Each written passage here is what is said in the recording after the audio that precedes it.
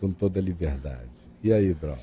Ô Caião, eu amo ouvir seus debates aqui e tenho uma grande dúvida. Gostaria que você pudesse me responder. É uma mulher, tá? Tá. Eu tenho 40 anos e ainda estou solteira. Já estou bastante cansada de ouvir na igreja que meus relacionamentos sempre dão errado porque preciso ser libertada de maldições hereditárias. Sinto-me sufocada. Será que quando aceitamos Jesus essas maldições não são quebradas, cara? O que você pode me dizer sobre esse assunto? É tanta coisa que ouvimos. É libertação disso e daquilo. E afinal de tudo, parece que estamos condenados a ser infelizes. Na Porque igreja quem consegue ser feliz com essa espada na cabeça? não dá. Que se você não fizer a libertação espiritual, você vai estar sempre ferrada. Desculpa o linguajar, Caião, mas eu estou sempre super confusa. Me ajude, meu amigo, obrigada. Minha querida, a igreja, quando eu digo a igreja, não é o corpo de Cristo, não é a igreja do Deus vivo, coluna e baluarte da verdade. Quando eu digo igreja, são esses cassinos religiosos, caça-níquel, é disso que eu estou falando sempre, nunca da igreja de Deus, que é feita de gente sincera. Mas os cassinos eclesiásticos, eles vivem de desgraça, eles vendem desgraça para oferecer facilidades adquiridas, compradas por dinheiro. Então a maldição é uma dessas realidades que eles usam da maneira mais distorcida, exacerbada, exagerada, fantasiosa e com aplicações aonde quer que eles sintam vontade de aplicar, porque é um modo de continuar a criar dependentes, escravozinhos de cultos, de correntes, de homens que têm suposta ascendência libertadora sobre a sua vida. E você vai ficando aí quebrando maldição para sempre, rejeitando, renunciando coisas da sua tataravó, da sua avó, do seu pai, da sua mãe. E de fato, olhe só o que Paulo diz em Gálatas no capítulo 3, no verso 13. Cristo nos resgatou da maldição da lei. De qualquer lei, da lei de Moisés, da lei da macumba, da lei da umbanda, da lei do candomblé, da lei do karma, da lei dos vícios familiares. Quando a gente se converte de fato a Cristo, ao Evangelho, e não é se converter à igreja, não é se converter à frequência aos cultos, não é se converter ao rito do batismo, não é se converter segundo a igreja para, uma vez batizado, tomar ceia, não é se converter apenas porque se frequenta um lugar e se dá dízimo. Isso não é conversão, isso é religião. Conversão ao Evangelho é deixar que o Evangelho molde a mente da gente, é dar razão a Deus.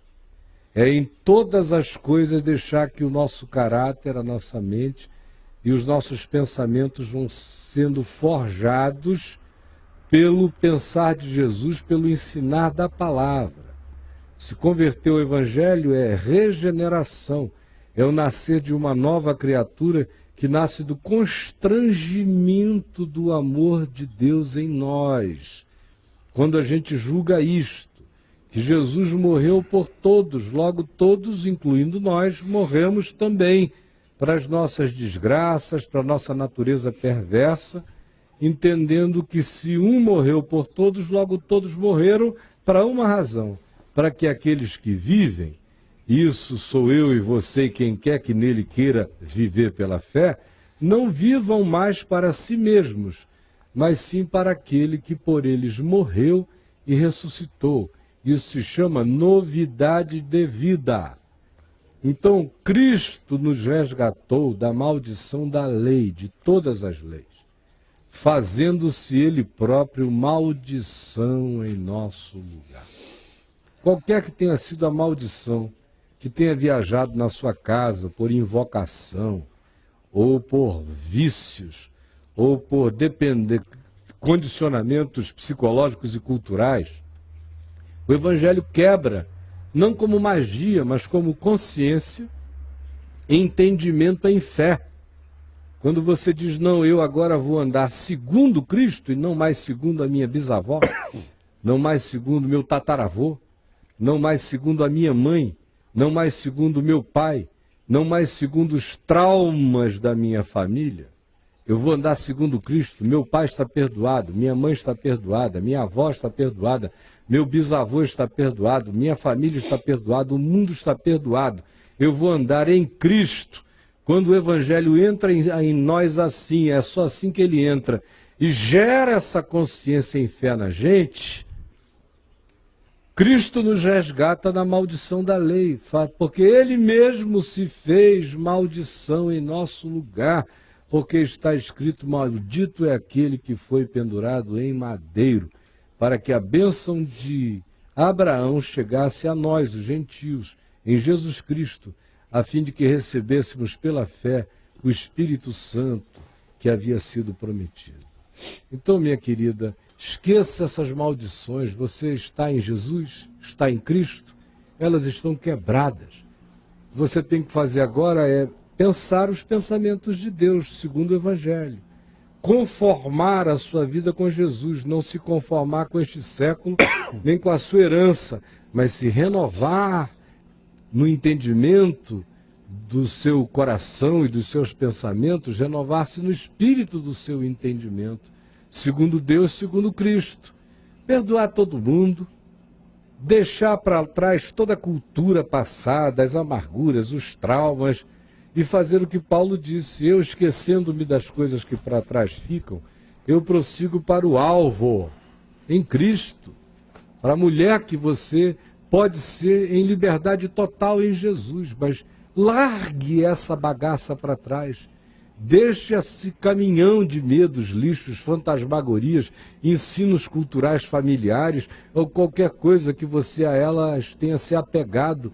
Dê lugar apenas ao Evangelho, dê razão ao Evangelho, encha a sua mente da palavra, vá ler o Novo Testamento, vá se encher da palavra, vá deixar que Jesus, que é o Evangelho é Jesus em nós, hoje, pelo Espírito Santo, forge um novo pensar, um novo caráter, uma nova atitude, um novo espírito, faça você ressuscitar em novidade de vida. E esqueça o resto, porque na cruz, Jesus nos resgatou da maldição de toda e qualquer lei, fazendo-se Ele próprio maldição em nosso lugar. Isso está feito e consumado, e ninguém pode desfazer o que feito já está. Tem alguém na linha?